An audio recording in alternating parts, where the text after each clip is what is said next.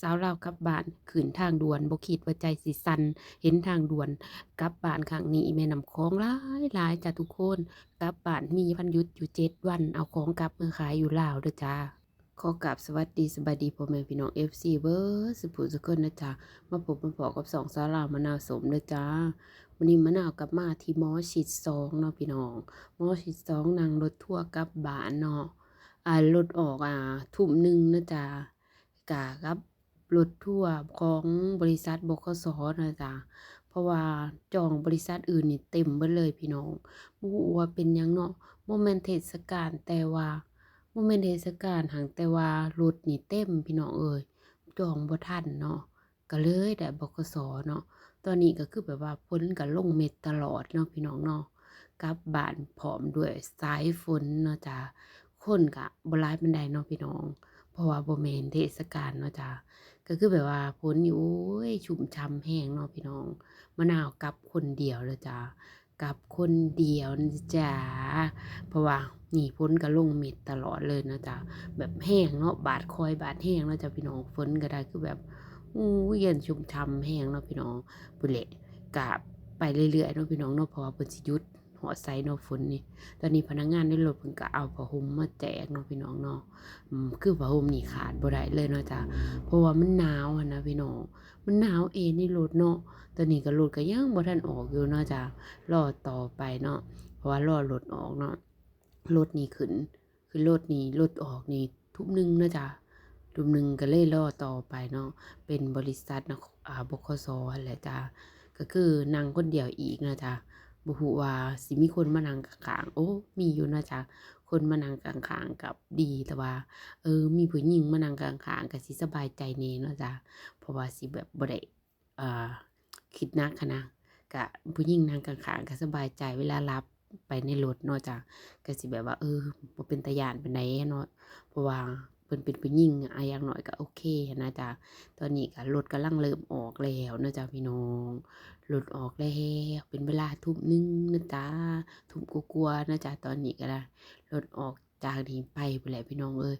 ไปมุกดาหารเนาะไปลงบขส. มุกดาหารเนาะจ้ะไปฮอดพุ่นก็บ่ฮู้ว่าสิจักโมงเนาะน่าสิประมาณ6โมงเช้าหรือ5โมงเช้าเนาะจ้ะพี่น้องก็ฝนนี่ป๊าดโทพี่น้องข่าวนั่งรถยามฝนนี่ก็มีความอ่ากังวลแหน่จักหน่อยเนาะจ้ะเพราะว่าย้านถนนลื่นย้านถนนลื่นนะพี่น้องนี่เนาะรถก็กำลังหลั่งออกหลายคันอยู่เนาะจ้ะก็คือแบบ ไปหลายเส้นทางเนาะไปจังหวัดอื่นแหน่ไปจังหวัดมุกดาหารแหน่ไปหลายจังหวัดเนาะจ้ะพี่น้องตอนนี้ก็คือแบบชุ่มฉ่ำตลอดทางเลยฝนนี่บ่ยอมหยุดเลยเนาะตอนนี้ก็ออกมาได้วิทย์บขส. เนาะวิทย์บขส. วิทย์บขส. รังสิตเนาะจ้ะบ่แม่นรังสิตวิทย์บขส. หมอชิดเนาะจ้ะมาฮอดนี่ก็โอเคยังเปิดไฟอยู่คนก็ยังบ่ทันเต็มรถเนาะถึงขั้นตอนนี้ล่ะพี่น้องเอ้ยมะนาวโหลดใจสั่นพี่น้องเอ้ยพอขึ้นทางด่วนนี่ป๊าดส่องหน้าต่างออกไปนี่คือแบบว่าสูงแรงเลยพี่น้องแนมลงไปนี่แบบสูงแรงเลยอะใจก็สั่นเลยพี่น้องเอ้ยรถก็คันใหญ่ใหญ่รถนี่คันใหญ่ใหญ่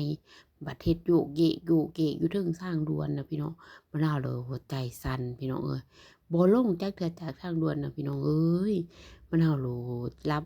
ตาลงไปบ่ได้แม่นว่าหลับจากนอนเนาะพี่น้องหลับตาเพื่อว่าบ่อยากเห็นน่ะย้านน่ะพี่น้องหลับตาไว้บ่อยากเห็นล่ะย้านเนาะหูเมื่อขึ้นมาก็ยังอยู่สูงอยู่เนาะไปที่นี่ก็โอเคพี่น้องตัดภาพมาที่นี่เนาะหมอชิบขส. มุกดาหารแล้วนะจ๊ะเพราะว่าตอนนี้ก็ลงเนาะลงจากรถเนาะลงจากรถบขส. มุกดาหารเนาะแล้วก็สิไปซื้อปี่ตั๋วเนาะ ปีตัวไปซื้อปีทั่วขามไปพุ่นแหละพี่น้องเอ้ยด่านลาวเนาะพี่น้อง50 บาทเนาะปีตั๋วนี่ตอนนี้ก็ซื้อปีตั๋วจากบขส. มุกดาหารมาลงด่านได้บัดนี้พี่น้องมาลงด่านมุกดาหารเนาะจ้ะซื้อปีตั๋วจากบขส. มุกดาหารแล้วก็มาลงด่านมาลงจับบัตรอยู่ด่านมุกดาหารเนาะคนก็ถือว่าหลายเติบอยู่เด้อจ้ะพี่น้องนี่ก็คือสิแบบโอ้หลายอยู่เนาะจ้ะ หลายแฮงเติบอยู่เนาะก็คือตอนนี้ก็เป็นเวลาช่วงแบบ7-8โมงเช้าเนาะ ต้องจากซื้อจำบัตรอยู่ด่านมุกดาหารเสร็จแล้วเนาะพี่น้องก็ได้ขึ้นรถเมล์รถเมล์ระหว่างประเทศเนาะสวรรณเขตมุกดาหารเนาะก็พู้นแหละพี่น้องข้ามทางไปพู้นแล้วพี่น้องเอ้ย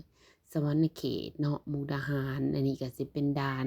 มิตรภาพไทยลาวแห่งที่2ของมุกดาหารสวรรณเขตเนาะคือแบบพี่น้องเห็นบ่น้ำคลองนี่แบบหลายอีหลีพี่น้องน้ำขึ้นแรงเนาะ ก็คือย้านอยู่ได้พี่น้องเอ้ยคือแบบว่ามะนาวก็สิเป็นคนขี้ย้านจักหน่อยเนาะพี่น้องน้อยหนึ่งก็คิดจินตนาการไปไกลแหละจิมักจินตนาการไปแหละคำใดย้านหยังแล้วก็สิจินตนาการไปพู้นแหละพี่น้องเอ้ยย้านนู่นนี่นั่นน้ำลายย้านครัวฮักอีหยังนั่นแหละพี่น้องย้านไปเลยจินตนาการไปเองแหละพี่น้องเอ้ยบ่เข้าใจตัวเองคือกันเนาะว่าเป็นหยังคือต้องขี้ย้านเลยยังขี้จินตนาการอีกเนาะพี่น้องก็คือแบบประมาณนี้เลยเนาะน้ำคลองเนาะพี่น้อง ตอนนี้ก็ใกล้สิครึ่งแล้วเนาะครึ่งรั้วมิตรภาพ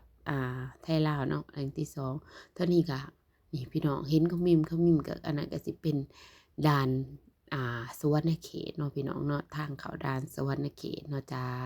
ก็สิขอจบคลิปส่ำนี้ก่อนเนาะจ้าพอกันคลิปหน้าเด้อจ้าขอกราบสวัสดีสบายดีจ้าขอบคุณหลายๆค่ะที่เข้ามารับชมรับฟัง